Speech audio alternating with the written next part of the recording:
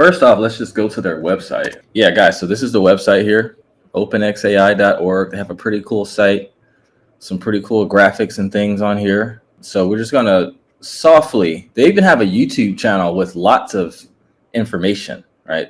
All their socials look really, really good.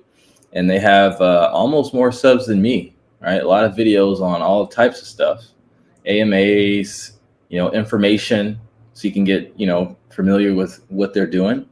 But we're not going to really dive deep into that. So if we just go to their docs here, I'm just going to breeze over some stuff, and Basejunkie, feel free to cut me off at any point if we shall dive deeper into anything. So it basically says a peer-to-peer permissionless AI protocol. What Bitcoin did for money, they're doing for intelligence.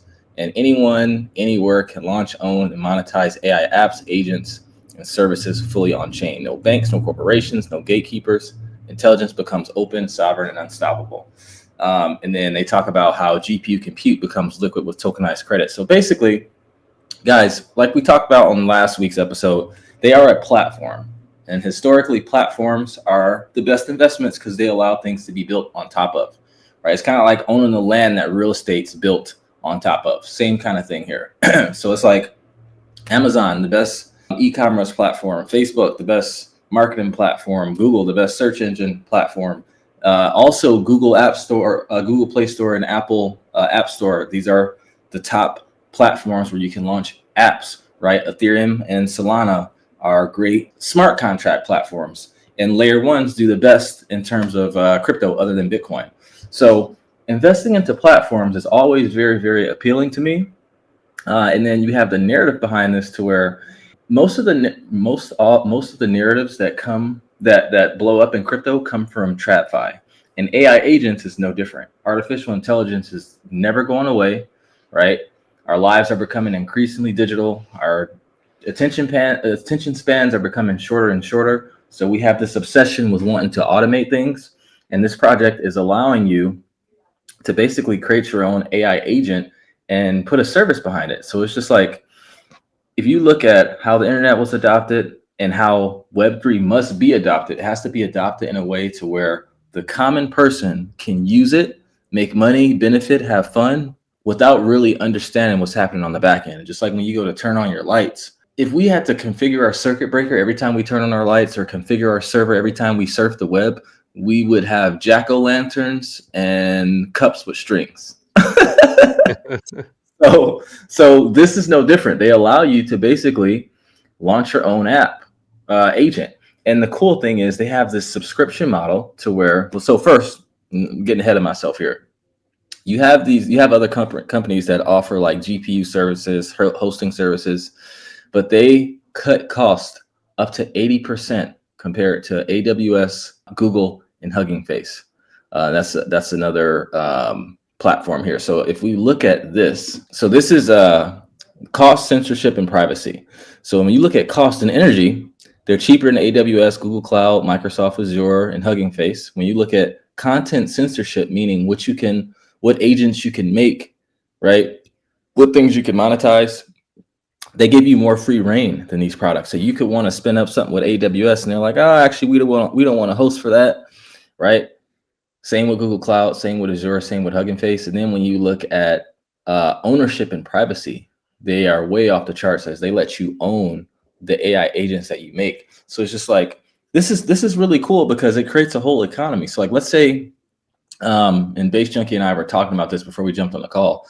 Like we're probably going to experiment with making like some kind of agents that can help, find the best DeFi yields for you, so you can like automate your yield farming journey. And now they give you two options when it comes to monetizing this. You can sell the whole thing. So like, let's say, Basejunkie and I create this crazy agent and it's just doing really, really well. We could sell the whole thing. Like, you get all the data and everything that comes with it, or we can create a SaaS product where you can subscribe to it and pay like a monthly fee or biweekly fee or whatever we want to determine. So that is the kind of stuff that creates like a whole economy, which is really, really good. They didn't raise VC capital, so the tokenomics they're pretty good, right? You do have a lot of tokens that need to be unlocked. So if I go here, you can see that right now the market cap's 5.5 million. but the FDV, which takes into account all the tokens, is 46.7 million. So it's a huge disparity. And looking at this chart shows when everything is going to be unlocked, right? So after the first year, the green gets 3 million, the blue gets 1.6, so on and so forth. And one thing I don't know is that I don't know if it's like it's gradually getting unlocked throughout the whole year. It's probably that way, or if after 1 year they all get unlocked. I have no idea. That part wasn't clear. So if, OpenxAI team, if you're watching, give us clarity on that. But you have a lot of tokens being unlocked all the way to year 8 is when all the tokens are going to be unlocked. So it's 8-year vesting, right? It's at the bottom, you see why 8. I'll jump in here for a moment because, I think we're going deep dive into OpenxAI, and I think for a lot of people watching, maybe they've never heard of this project, but tomorrow is a big day for them, which is why we're talking about it at this moment. I think the thing that really makes it, well, the thing that I'm personally excited about is this mini app factory that they're spinning up, that's going live tomorrow. I was fortunate to have a call with their founder recently, and I think he's in Dubai. Yeah, Dubai right now. Come to Dubai. Sorry, I have to say that every time Dubai is mentioned. Yeah, in Dubai. Yeah, at a large event. I think they're actually meeting some of the Base team. But this mini app factory goes live now. If you are building on Base, you will know that mini apps are the future. It's everything that we're sort of looking towards. And as Base's mission is to make the Base app the everything app, really we have mini apps are the driver for making utility on it. Now, for a lot of people, so I'm working on Fireside. Fireside is a mini app on the Base app. It's Spaces for the Base app. But I have a team of 3 cracked out devs and myself. Now, not everybody has a developers team, but everybody has an idea. So what I find interesting about this is that by using their mini app factory, which goes live tomorrow, if you have an idea and you don't have the resources, if you don't have the dev team, you can whip up a mini app you can vibe code a mini app just through OpenxAI. And I think that's going to open up the floodgates for creativity. And what you were saying before about the apps, one thing that I find very interesting about it is that you can either, if you create a bot, a trading bot, or if you create a game, you can have the mini app and just be autonomous. Just it's yours. You can build a community around that. Fantastic. If you're a serial creator, you can sell the entire business really as an NFT to somebody else, and they can have that. Or you can make multiple copies, and you've created a SaaS product, whereas previously you would need a lawyer, domain hosting, register the business, get the bank account. You have to jump through all these hurdles to make it just to be able to offer this product.